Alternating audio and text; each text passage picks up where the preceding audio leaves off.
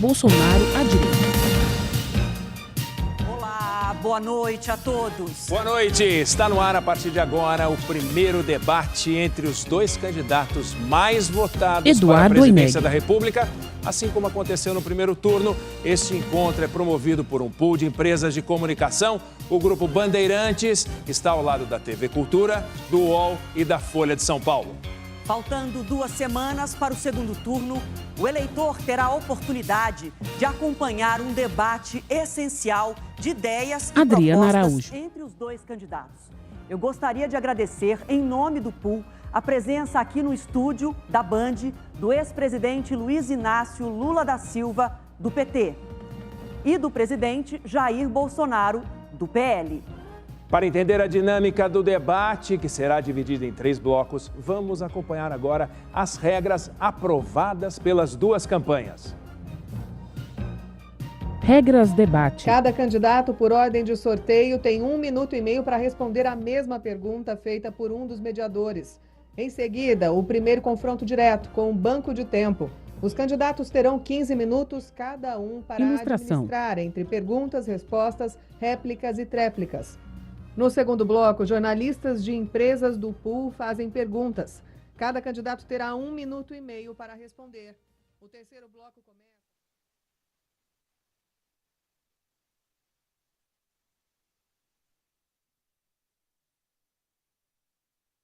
Jornalistas de empresas do pool fazem perguntas.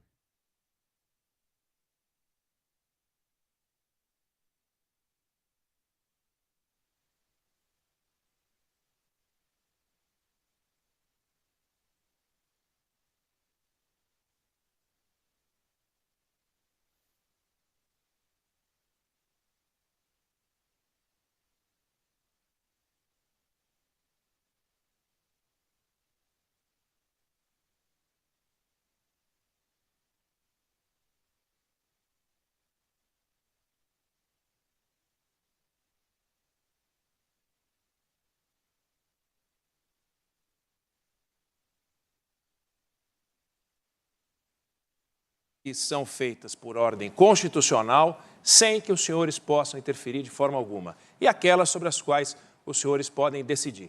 Nos países avançados, nos países mais civilizados, em termos orçamentários, metade do orçamento é controlado desta forma constitucional e metade é comandado pelo presidente. Aqui no Brasil, 96% do dinheiro vai direto para o seu destino, sem a mão do presidente, sobram 4 na mão do presidente da República. E para fazer novos projetos, novas ideias, novos programas, tem que tirar projeto, tem que tirar ideia, tem que tirar programa. Eu quero saber, para cumprir os projetos e programas que os senhores propõem na campanha, os senhores vão cortar de onde? Dos 4% que comandam ou vão propor mudanças constitucionais para mexer nos outros 96%? Bom, pela ordem sorteada, o primeiro a responder a essa pergunta é Jair Bolsonaro. Boa noite, candidato. O senhor tem 1 minuto e meio, por favor. Boa noite. Por exemplo, a questão do Auxílio Brasil. A origem desse dinheiro virá de uma proposta que já passou na Câmara, visando a reforma tributária, e está no Senado Federal. Vamos manter essa despesa extra de forma permanente e vitalícia. Deixo claro, quando nós criamos o Auxílio Brasil, final do ano passado, nós renegociamos o parcelamento dos precatórios e criamos, então, o auxílio emergencial de R$ 400. Nesse momento, toda a bancada do PT votou contra na Câmara dos Deputados, porque eles não têm qualquer preocupação com os mais pobres. Voltando à questão de recursos, não apenas isso, na reforma tributária, bem como o nosso governo estuda, ao se privatizar alguma coisa, uma parte, obviamente, vai para pagar juros da dívida e a outra parte irá para irrigar projetos outros que pode acontecer, porque realmente esse restante de 4% do orçamento é muito pequeno. Mas tudo nós fazemos, como já faremos, como fizemos no passado, dentro da responsabilidade fiscal. Tanto é que, em nenhum momento, houve qualquer medida do nosso governo que viesse causar um desconforto, um descontrole junto ao mercado, bem como oscilação no dólar. Então, fazemos tudo dentro da responsabilidade. Sua vez, candidato Lula, por favor, 1 minuto e meio. Olha, eu vou até me aproximar da Câmara para dizer que o Partido dos Trabalhadores tinha proposto, antes de votar os R$600 mil de auxílio emergencial, quando o presidente então propunha 200. A Câmara votou 500 e ele propôs 600. Depois ele reduziu para 400 e agora mandou os 600 só até dia 31 de dezembro, porque não está na LDO.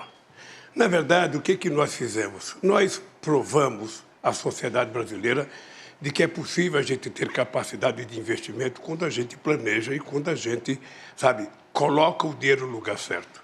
Quando nós fizemos o PAC em fevereiro de 2007, nós investimos praticamente 1,4 trilhão de reais durante todo o processo do PAC para construir 13 mil obras que foram entregues e mais 13 mil que ficou para terminar, que algumas estão terminando agora.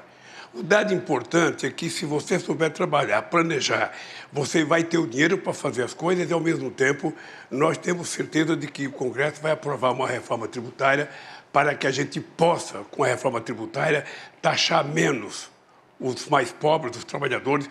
Por isso é que nós propomos uma isenção até R$5 mil de não pagamento do imposto de renda e cobrar dos mais ricos, que muitas vezes não pagam sobre o lucro, sobre o dividendo. Aí nós vamos ter dinheiro para fazer as políticas que nós fizemos. Nós vamos começar agora a primeira rodada direta entre os candidatos. Cada um terá 15 minutos para usar da forma que achar melhor.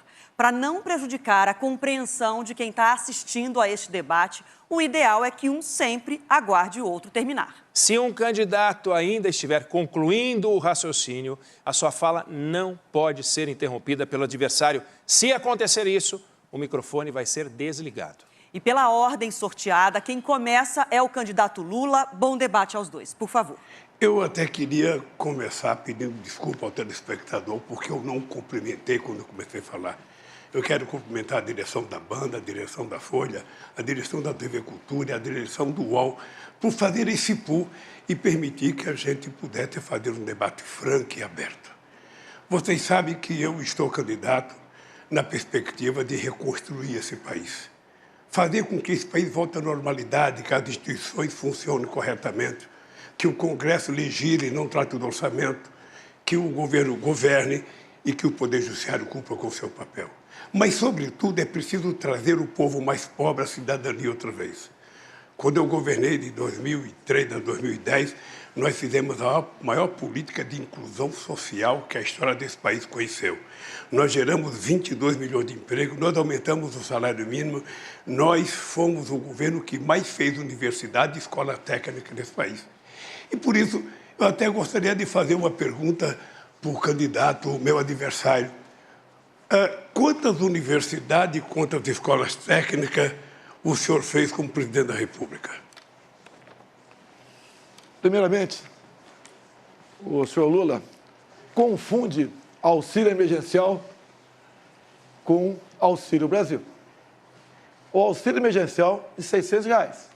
E o senhor que fala tanto de pobre, deixar bem claro, durante o ano 2020, quando o povo foi obrigado a ficar em casa, não por decisão desse presidente, mas por decisão de muitos governadores do seu partido, eles iam morrer de fome.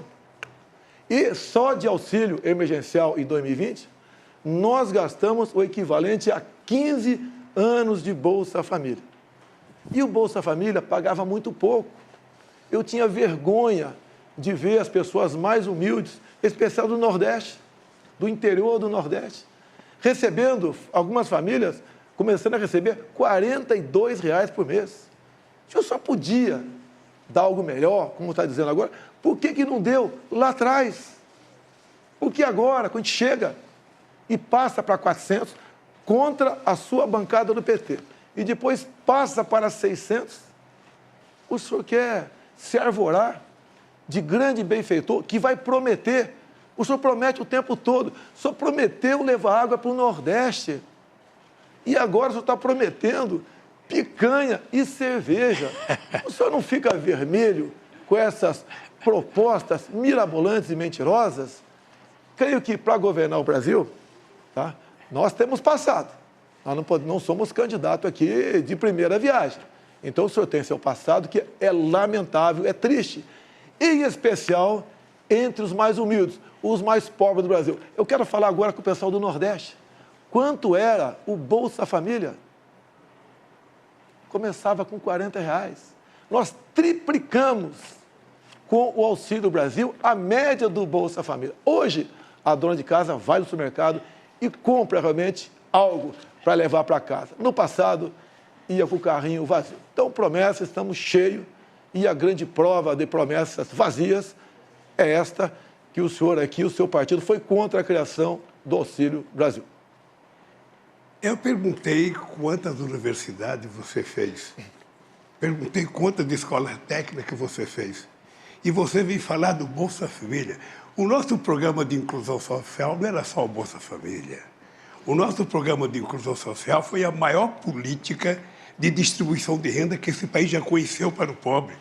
Porque era ajuda ao pequeno produtor rural, era 1.400.000 cisternas que nós fizemos para o Nordeste, era o PNAE para levar comida para as crianças mais pobres e a gente comprava do pequeno produtor, além do aumento do salário mínimo de 74%. Mas eu queria voltar à pergunta inicial. Quantas universidades e escolas técnicas o seu governo fez? Senhor Lula, durante a pandemia, 2 anos as universidades ficaram fechadas. Não tinha cabimento você abrir a universidade para ficar fechada. Agora, o senhor, junto ao FIES, o senhor ofereceu crédito para milhões de jovens. Milhões de jovens. E mais de 1 milhão estavam endividados, sem condição de pagar esse crédito, o FIES. O que o meu governo fez? Mandou a proposta para o parlamento e nós juntos permitimos a anistia de até 99% da dívida dessa garotada. Nós tiramos essa garotada da inadimplência, do SPC, do Serasa. O senhor mais endividou a garotada do que deu ensino de qualidade. Eu já percebi que ele não quer dizer que, vergonhosamente, ele fez uma universidade em Tocantins que a presidenta Dilma é que tinha aprovado. Porque nós fizemos 18 universidades novas, 178 campos, além do ProUni e do FIES. O FIES a pessoa não tinha que pagar enquanto estava estudando. Eu não vou perguntar de universidade já, porque parece que não sabe. Parece que sabe que ele não fez nenhuma. Mas eu vou perguntar de pandemia. O Brasil tem 3% da população mundial. E o Brasil teve 11% das mortes da pandemia no mundo. Por que houve tanta demora para se comprar vacina? O senhor não se sente responsável? O senhor não carrega nas costas um pouco do sofrimento dos brasileiros de ser responsável, pelo menos, por 400.000 mortes nesse país? Primeiramente, senhor Lula, fala que eu atrasei a vacina em 2020. Não existia vacina à venda em 2020. A primeira vacina no mundo foi aplicada em dezembro de 2020. Em janeiro do ano seguinte, um mês depois, o Brasil começou a vacinar. Nós compramos mais de 500 milhões de doses de vacina. E todos aqueles que quiseram tomar vacina, tomaram. E o Brasil foi um dos países que mais vacinou no mundo e em tempo mais rápido. Então, o senhor se informe antes de fazer acusações levianas e mentirosas, que, afinal de contas, se o senhor não mentir, o senhor deixa de ser... Eu não faço acusações mentirosas, são dados científicos. O senhor atrasou a vacina, depois teve um processo, inclusive, de corrupção definido e denunciado pela CPI, e o fato concreto é que a sua negligência fez com que 680 pessoas morressem, quando mais de metade poderia ter sido salva.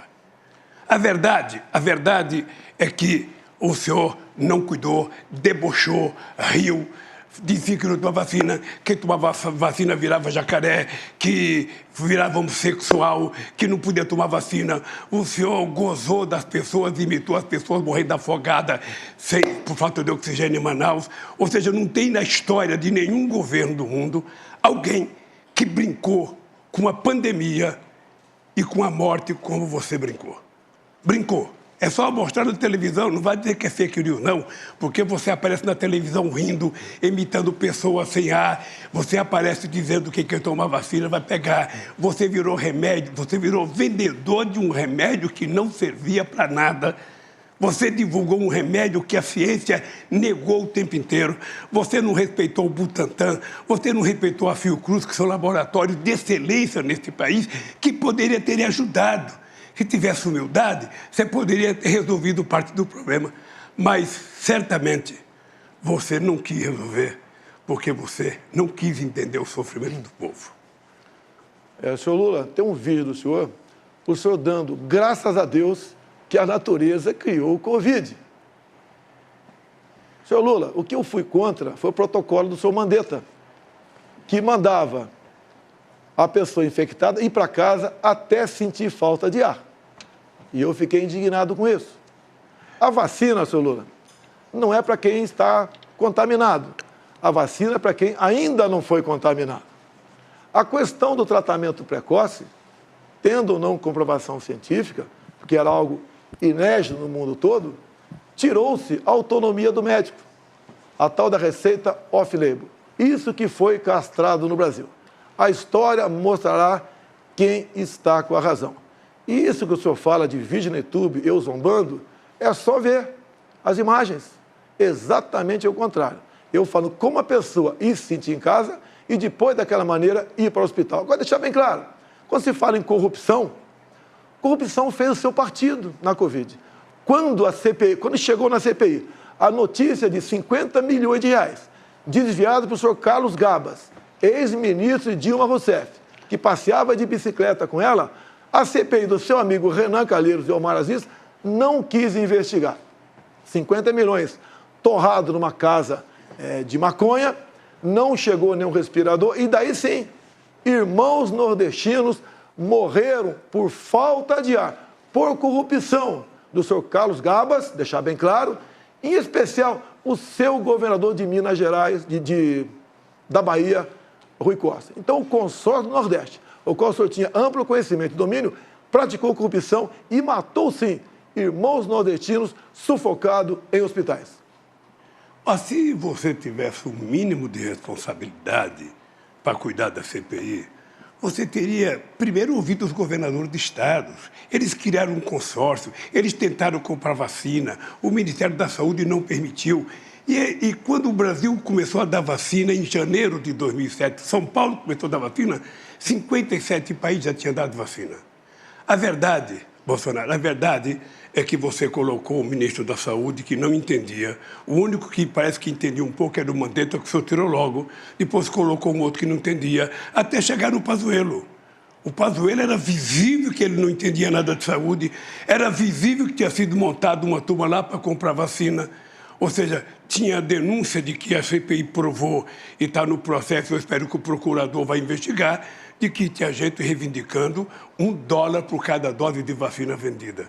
Isso está na CPI, está no relatório da CPI, o Brasil inteiro viu e, obviamente, que o povo espera que um dia a Procuradoria-Geral da República investigue para saber o fundo de verdade ou não. Segundo a CPI, a Covaxin não vendeu nenhuma vacina no Brasil. Então, para de mentir. Não teve corrupção porque não teve vacina no Brasil. Agora, o senhor falou uma coisa importante. Eu poderia ter conversado com os governadores do consórcio do Nordeste. Então, eu digo uma coisa, senhor Lula. Eu poderia ter acabado com a CPI da Covid rapidamente. Sabe como? Se eu acolhesse uma emenda do senhor Omar Aziz, seu amigo, senador, lá do Amazonas, e do irmão do senador Renan Calheiros, Renildo Calheiros. Porque eles queriam, nessa emenda, a uma medida provisória nossa, que qualquer governador e prefeito, que pese a grande maioria serem honestos, pudessem comprar vacina em qualquer lugar do mundo, sem a certificação da Anvisa e sem licitação. Seria a festa, a roubalheira maior. E quem pagaria a conta? O governo federal. Então, não aceitamos a continuidade da roubalheira do consórcio Nordeste, depois de 50 milhões, queria continuar comprando vacina em qualquer lugar do mundo, sem certificação e sem licitação. Uma vergonha se tivesse sido aprovado. Não aceitei ser aprovado e a CPI foi embora e não achou nada sobre mim ou sobre o senhor Pazuello, porque nada nós devemos. Não, a vergonha, na verdade, é você carregar nas costas a morte de 400 pessoas que poderia ter sido evitada se tivesse comprado a vacina no tempo certo, no tempo correto. A ciência fala isso todo dia. O senhor recebeu proposta de vacina muito cedo e não quis comprar porque não acreditava. É visível, o povo brasileiro sabe que você começou não acreditando na pandemia. Era uma gripezinha, era uma coisa que ia matar um ou outro velhinho. Era assim que você tratava a questão da pandemia. O Mandetta foi mandado embora porque o Mandetta dizia que a pandemia era grave, que era preciso cuidar. Mas você não. Você resolveu dizer que era uma gripezinha, brincava de não tomar vacina, colocou em sigilo o seu cartão de vacina para ninguém saber se você tomou ou não tomou. Ou seja, numa atitude que afrontava, sabe, a fé do povo brasileiro, que queria um presidente que cuidasse com carinho, que evitasse a quantidade de mortes que houve. Isso não foi feito pelo presidente Bolsonaro. Em fevereiro de 2020, nós decretamos estado de emergência no Brasil. A TV Globo, com todo o seu conglomerado, com o seu Drauzio Varela, começaram a falar exatamente o contrário. O Brasil é um clima quente, não tenham medo da Covid. E quem falou em gripezinha foi lá. O que eu sempre disse, que as pessoas saudáveis não tinham que temer o tocante à Covid. Não poderia abusar, obviamente. E nós recomendamos aos mais idosos e aos que com mobilidade realmente tomassem cuidado. Foi o papel do governo, que em primeiro lugar, talvez, do mundo, decretou estado de emergência, que foi ignorado por aqueles que queriam o carnaval a qualquer preço. Então, senhor Lula, não continue mentindo, pega mal até para a sua idade. Pelo seu passado, não vou dizer que o seu passado é lamentável. Ah, mentira é você. Mentira é você. Porque os números estão ali na empresa todo dia. Você é o rei da fake news, é o rei da estupidez de mentir para a sociedade brasileira. E você mentiu sobre a vacina o tempo inteiro, negligenciou a vacina, e o Brasil hoje carrega a pecha de ser o país, sabe, que tem mais morte pelo Covid. É lamentável. E mais ainda, o senhor não se dignou a visitar uma família que teve alguém que morreu de Covid. E depois, para mostrar que é bonzinho, tentou ir no enterro da rainha da Inglaterra, quando poderia ter visitado centenas de pessoas que morreram do Covid aqui. Disse que não morreu nenhuma criança, morreu 2.000 crianças de Covid. Mas disse que não morreu porque o senhor não queria acreditar na Covid. Era preciso continuar mentindo sobre a Covid, era preciso continuar desacreditando. E eu sei o que pensa o povo que perdeu alguma ente querida. Eu mesmo perdi uma sogra, sabe, por causa do Covid. Fez discurso em cima do caixão da esposa e está se comovendo pela sogra. Senhor Lula, entenda uma coisa, senhor Lula. Entenda uma coisa, por favor. Os enterros eram com caixão lacrado. Ninguém podia o enterro, nem familiares. E eu visitei hospitais, sim. E o senhor não tem conhecimento. Só que eu não preciso fazer propaganda do que faço. Me comovi. Me preocupei com cada morte no Brasil. Repito, o Brasil é o país... Você se preocupou não me interrompa. Você ria o tempo inteiro. Agora que você está candidato, você está mostrando uma seriedade que deveria ter mostrado lá. É isso. O Rio... Simples assim. Você não foi no hospital, não foi visitar uma pessoa, não foi visitar um parente. O Rio é mais uma mentira tua. Basta ver o vídeo quando aconteceu a questão da falta de ar. Vocês são especialistas em pegar vídeos, filmes e cortar o pedaço que interessa para vocês. Você sabe quem é especialista nisso. Você sabe quem é o rei da fake news. Você sabe. Candidato Lula, deixa o presidente, candidato Bolsonaro, terminar o raciocínio. Tá bom. Repito, nós compramos 500 milhões de doses de vacina.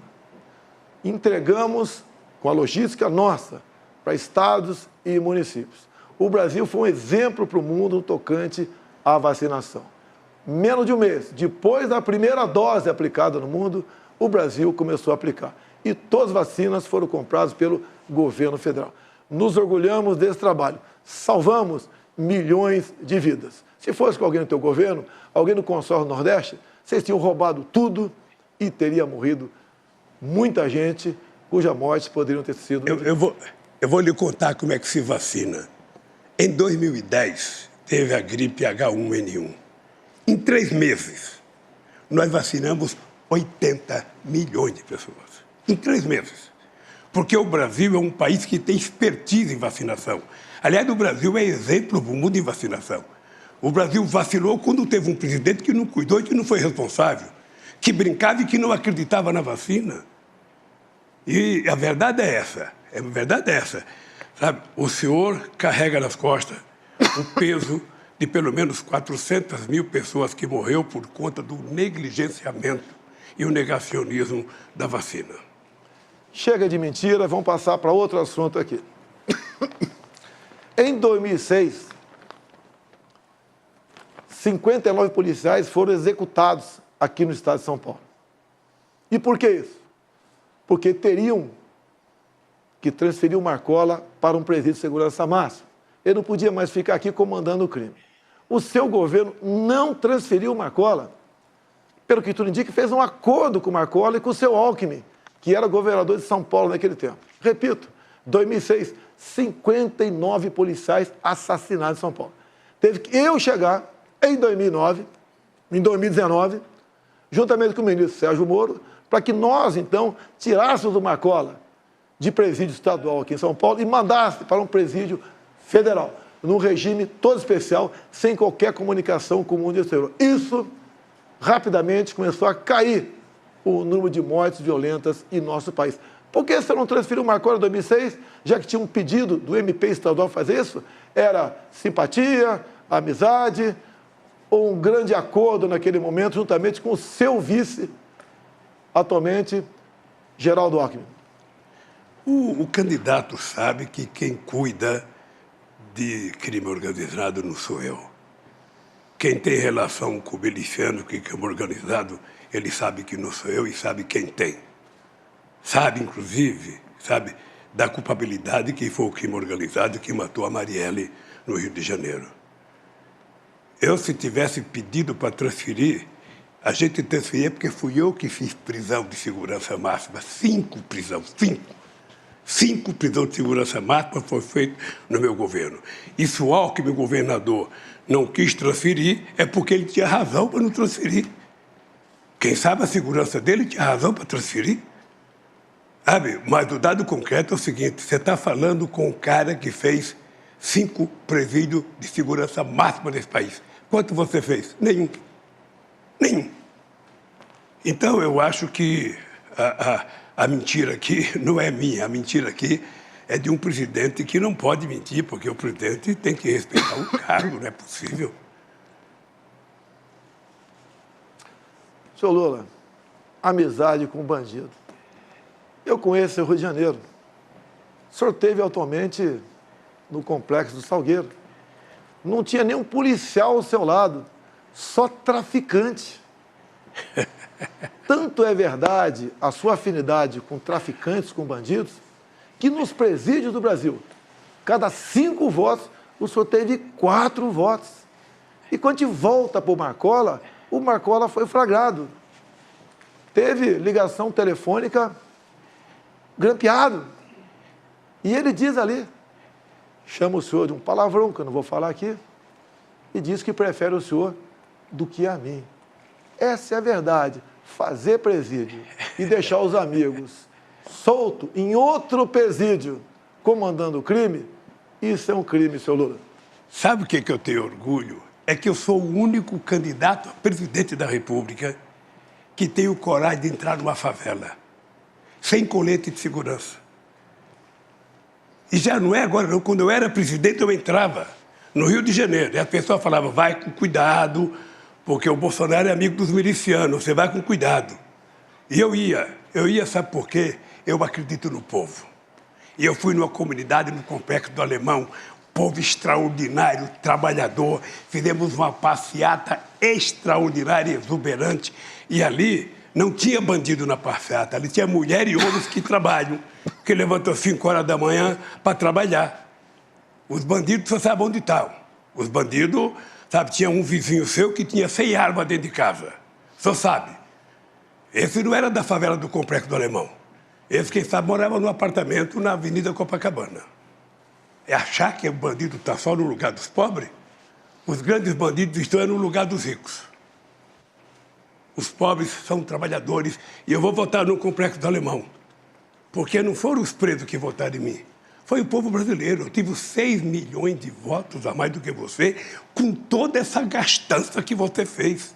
Se pegar todos os presidentes, desde Marechal Deodoro até agora, ninguém colocou 10% do dinheiro que o senhor colocou nessa coisa. É só eu falar uma coisa, o senhor vai lá e faz. Eu falei do preço da gasolina, vai lá reduzir o preço da gasolina. Ele reduziu, vai aumentar outra vez. Não pense que ele disse que não manda na Petrobras, que é o presidente que aumenta. Então, Bolsonaro, se tem um mentiroso aqui, esse mentiroso chama-se Jair Messias Bolsonaro, que tem mentido diariamente ao povo brasileiro. Inclusive, levou água para o Nordeste. Todo mundo sabe que quem fez a transposição do Rio São Francisco foi esse que vos fala, porque eu sou nordestino, já tive a experiência de carregar balde d'água e lata d'água na cabeça. Portanto, não minta. Transposição do São Francisco. Era para ter acabado em 2010. No seu governo.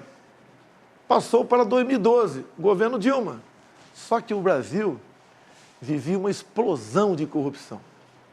O senhor negou água para os seus irmãos nordestinos. Eu fui lá com o Rogério Marinho, que agora se elegeu senador pelo Rio Grande do Norte. O povo reconheceu o trabalho dele. O senhor fez, na verdade, é uma obra que não chegava a lugar nenhum. Pegamos uma obra parada há quase 10 anos. É pior uma obra parada há quase 10 anos do que começar uma obra.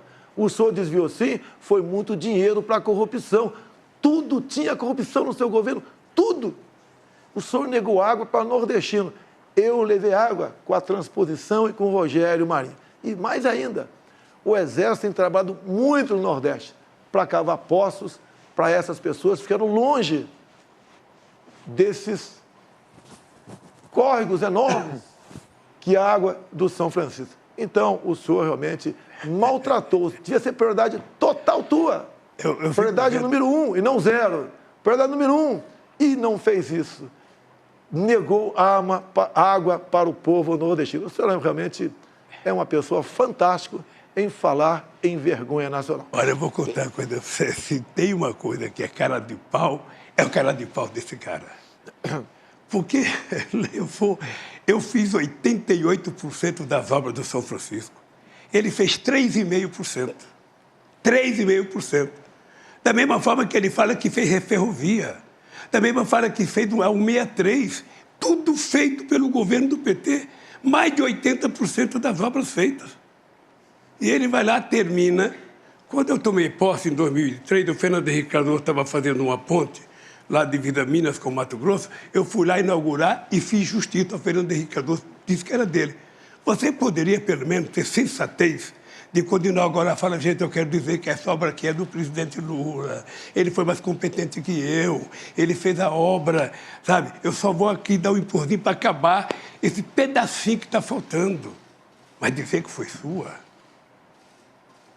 Você acha que alguém acredita? Você acha que o nordestino que está vendo a gente na televisão acredita que foi você que levou água? Que você fez ferrovia? Não tem um projeto seu?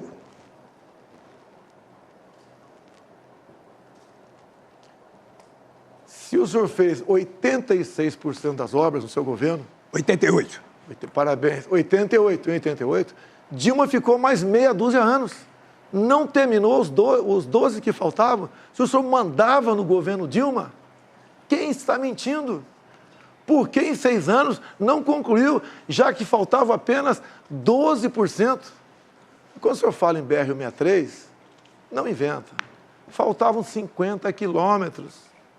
Essa é a BR que passa lá pelo Pará. Quando assumimos, o Tarcísio, em 6 meses, com o Exército Brasileiro, fez essa obra, que passou pelo seu governo, por Dilma, 14 anos, e esses 50 quilômetros foi esquecido. Ou seja, não fale em infraestrutura e não fale água para o Nordeste sem ter o mínimo de conhecimento. O senhor deve se lembrar muito bem, é do desviado em dinheiro e não em água para o Nordeste. O Tarcísio aprendeu trabalhando com a Dilma, porque o Tarcísio foi no PAC com a Dilma, que ele aprendeu a fazer essas obras. Porque ele trabalhou com a Dilma, não sei se você sabe. Ele foi do PAC quando a Dilma era presidente da República. O dado concreto, Bolsonaro, é o seguinte. O dado concreto é que, no nosso governo, nós fizemos a maior política de infraestrutura que esse país já conheceu. Maior. Talvez eu tenha perdido do Geisel quando ele fez o Proálcool nos anos 75. Porque nós fizemos a maior quantidade de obras de infraestrutura que esse país já conheceu. Geramos muito emprego, mas muito emprego de carteira profissional assinada, coisa que Vossa Excelência não faz. O senhor fala muito. Na verdade, nada fez. O Tarcísio, sim, trabalhou, mas ele não era dono da caneta, ele não era dono do recurso. Fez o possível. E quando foi trabalhar comigo, ele sentiu-se como a pessoa mais útil do mundo, e o que foi verdade. Concluiu obras por todo o Brasil. Se em vez de ter ministros, como o senhor teve no passado, quase todos presos, tivesse pessoa da linha do Tarcísio na frente, muitas obras seriam feitas sim. Então, a grande verdade, o senhor não fez nada pelo Brasil, a não ser transpor dinheiro público para o seu bolso e dos seus amigos. Olha, ainda bem que você está assistindo, e eu quero até parabenizar a Bandeirante, porque o horário do debate é nobre, 8 horas. Porque um cidadão tem a cara de pau e a disfarçatez que tem, o presidente, de dizer que nós não fizemos nada para o país. Ele era deputado. Ele nunca fez um discurso contra o governo Lula. Nunca fez um discurso. Procurei nos anais do Congresso Nacional. Esse cara tem raiva do Lula, ele ter feito um discurso contra o Lula. Não! Não, ele não fez, sabe por quê? Porque, no fundo, ele sabe que eu fui o presidente que mais investiu nesse país, mais e mais ainda, foi o que mais cuidei das Forças Armadas. A aeronáutica não tinha avião, a marinha não tinha navio, o exército não tinha nem coturno. E eu dei. Na verdade, as Forças Armadas não tinha ministro. Você botou gente incompetente na frente do Ministério da Defesa. Gente que tinha qualquer conhecimento de nada. Uma vergonha na frente. Agora, falar que eu não fiz nenhum discurso contra você, Lula, 8 anos de governo, eu não vou nem rebater isso aí. Pelo menos 2 por semana eu fazia, mostrando as mentiras e as inverdades e a corrupção do seu governo. Obrigado, candidatos. Você está acompanhando o primeiro debate entre os candidatos à presidência da República no segundo turno, realizado por um pool que reúne o Grupo Bandeirantes, o jornal Folha de São Paulo, a TV Cultura e o UOL. Logo após o intervalo, é a vez de jornalistas fazerem as perguntas aos candidatos. Olho no voto, eleições 2022.